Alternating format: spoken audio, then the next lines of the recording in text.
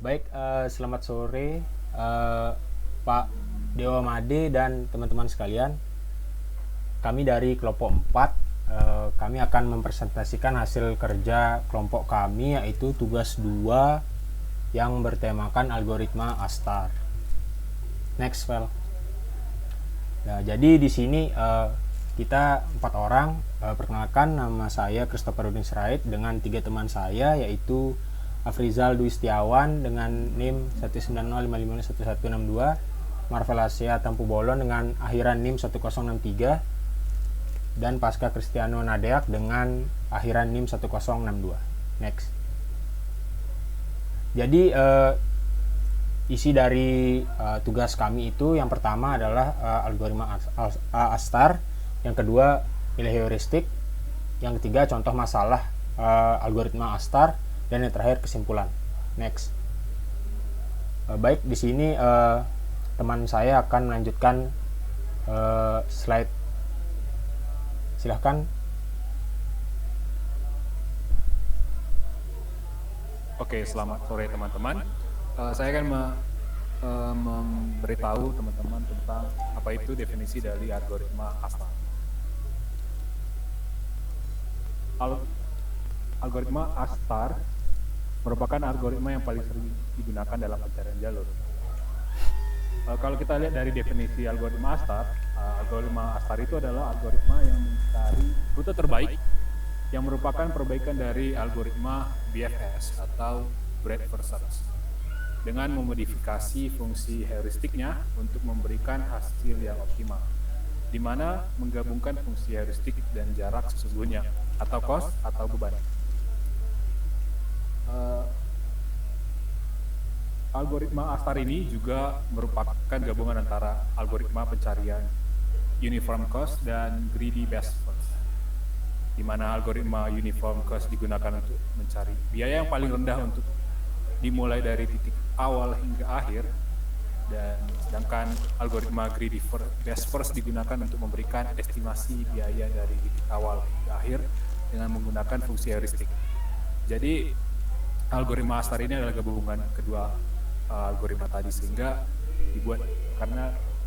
menghasilkan algoritma pencarian yang terbaik dari kedua ini. Next slide. Nah, algoritma ASTAR ini sebenarnya berasal dari algoritma Dijkstra yang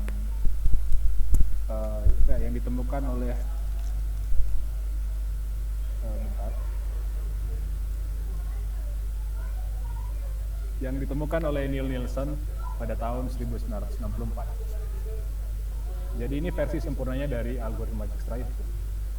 Nah, apa perbedaannya antara kedua algoritma ini? Kalau algoritma ASTAR ini menggunakan nilai heuristik dalam menentukan jalurnya, sedangkan algoritma Dijkstra ini menggunakan nilai beban terkecil dalam menentukan jalurnya.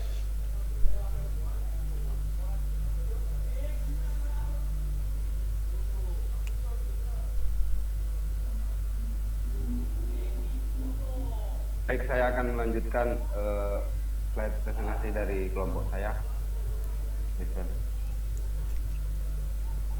yaitu nilai heuristik. Nilai heuristik itu merupakan suatu nilai garis lurus jarak dari titik awal ke titik akhir. Nah, untuk contoh dari nilai heuristik itu sendiri, di sini terdapat sebuah gambar. Misalkan menentukan nilai heuristik dari titik awal A ke titik akhir D.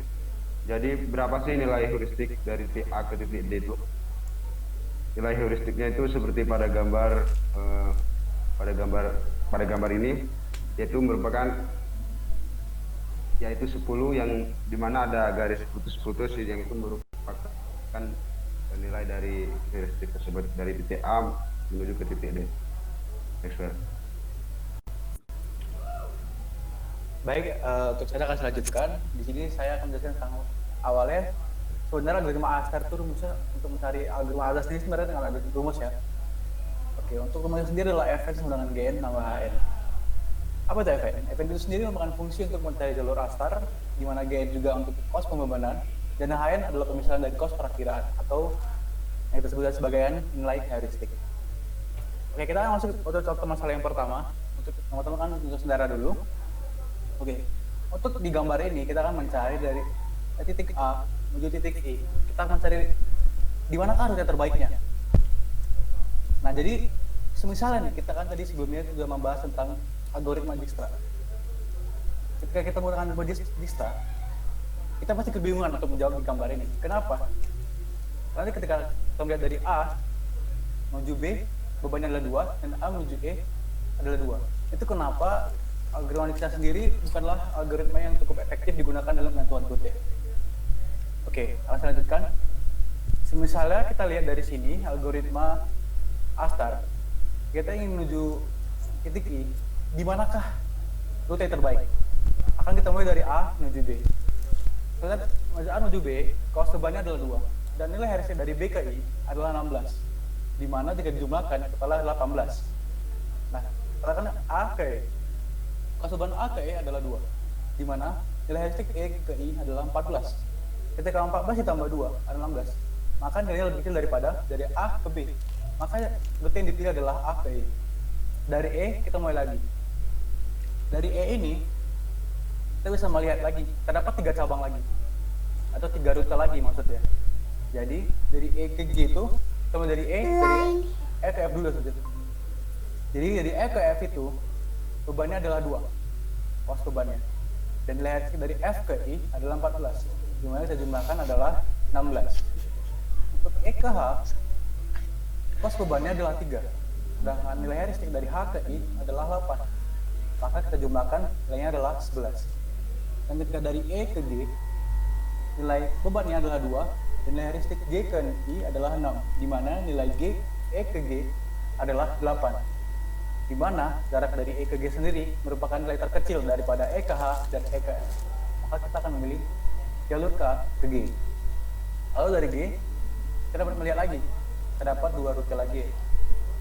Tapi ini sudah pasti, jawabannya pasti G ke I, karena itu langsung ke titik yang kita cari, atau titik akhir di mana pada gambar yang di sini. Kita itu aja, kita pada G ke H. Di sana ada kos bebannya 1 dan kos heristik dari 8 nilai listriknya, maka itu adalah 9, sedangkan dari G nilai heristik I ke I sendiri adalah 0, maka ada paling cepat yang paling kecil, dan rute terbaik adalah A, E, G, I, di mana bebannya.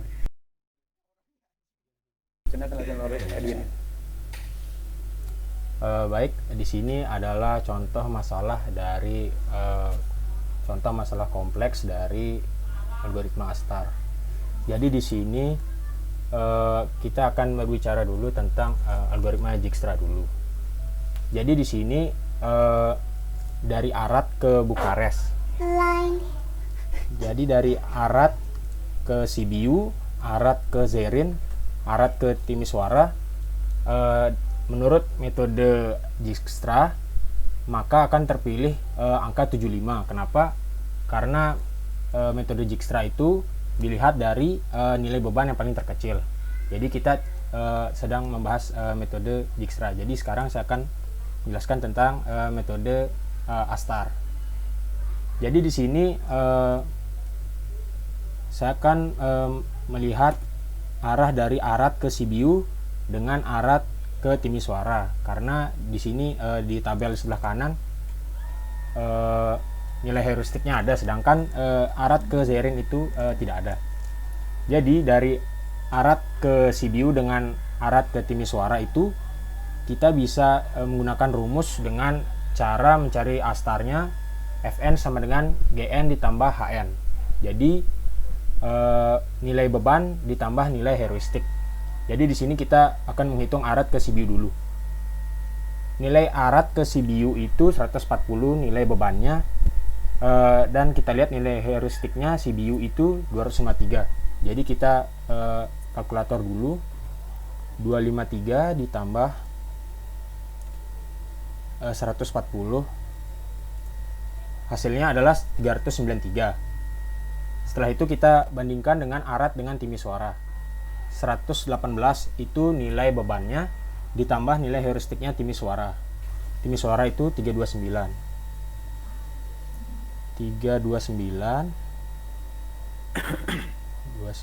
ditambah 118.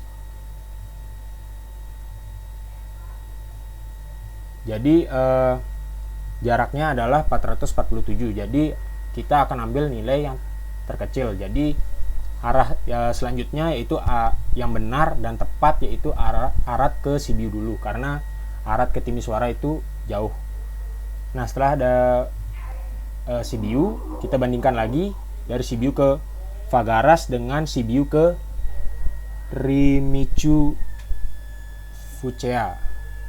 Jadi di sini nilai bebannya Sibiu ke Fagaras itu 99.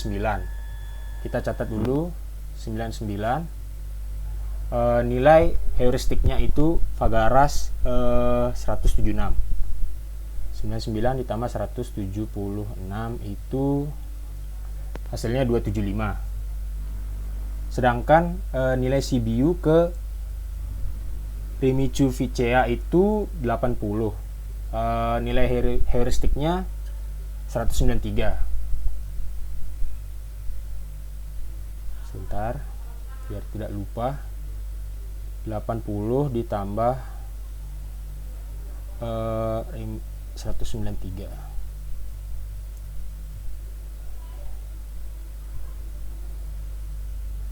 Jadi di sini hasilnya perbandingannya adalah 275 dengan 273. Jadi arah selanjutnya yaitu Sibiu ke Rimichu Fucea. Kenapa? Karena nilai astarnya lebih sedikit.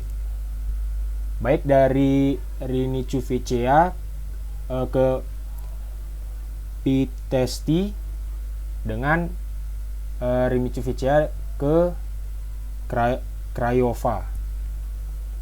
Di sini nilai bebannya Pitesti itu 97. Nilai heuristiknya yaitu 10.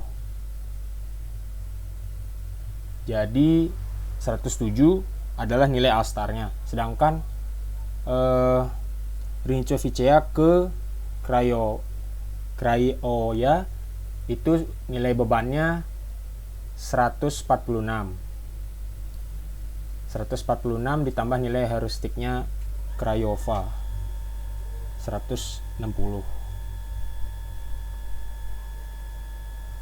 Jadi hasilnya 306. Ini sudah jelas. Arah selanjutnya yaitu menuju ke Pitesti dan sampailah ke Bukares. Jadi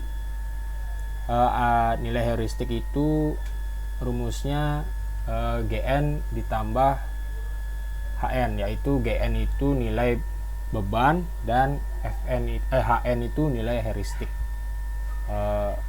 Sekian dari saya. Next file slide selanjutnya. Untuk kesimpulan dari kelompok kami menyimpulkan bahwa algoritma ASTAR merupakan algoritma yang lebih direkomendasikan dalam permasalahan penentuan rute.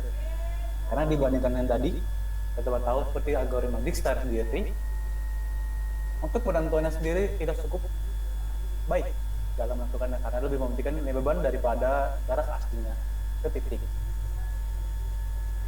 Oke, terima kasih untuk sekian dari presentasi kami. Dan ketua kami. Mungkin tidak ada yang bertanya karena ini diskusi online, jadi kita akhiri saja. Terima kasih dari Bapak dosen dan teman-teman kami dari kelompok 4. Semoga materi ini bermanfaat bagi semua. Terima kasih dan selamat sore guys. Selamat sore.